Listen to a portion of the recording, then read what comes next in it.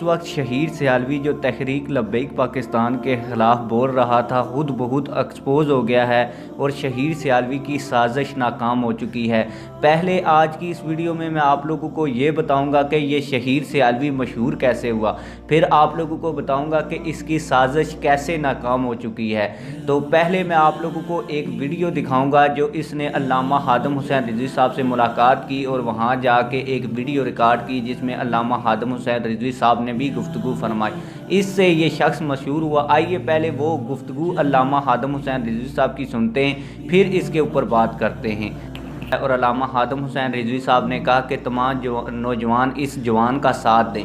جیسے ہی علامہ خادم حسین رضوی صاحب نے یہ کہا تو تحریک لبیک پاکستان کے بہت سے دوستوں نے اس شخص کو فالو کیا، ہم نے بھی کیا، ہم اسے بڑا اچھا سمجھتے تھے اور ہم سمجھتے تھے کہ یہ تحریک لبیک پاکستان کا وفادار شخص ہے، لیکن یہ خود بہت ایکسپوز اس طرح ہو گیا ہے کہ اس نے کھل کر تحریک لبیک پاکستان کی مخالفت کر دی ہے۔ اب تمام لوگوں کو پتہ چل گیا ہے کہ یہ شہیر سیالوی کا تحریک لبیک پاکستان سے کوئی تعلق نہیں ہے، یعنی کہ یہ جو سازش اتنے سالوں سے رچاتا آ رہا تھا خود بہت ہی ایکسپوز ہو گیا۔ جو اس نے پچھلے ایک دو انٹرویو دیے جس میں اس نے کہا کہ میری تحریک لبیک پاکستان سے پہلے پارٹی تھی، میرے فین پہلے کے لوگ تھے، لیکن پہلے کے نہیں تھے، صرف جب علامہ خادم حسین رضوی صاحب نے کہا تھا کہ نوجوان اس کا ساتھ دیں تو پھر اس کی فین فالوئنگ بڑھی، تو اس نے سمجھا کہ میں ہی ہوں جو کچھ ہوں، تو اس نے پھر اپنی پارٹی بنا دی۔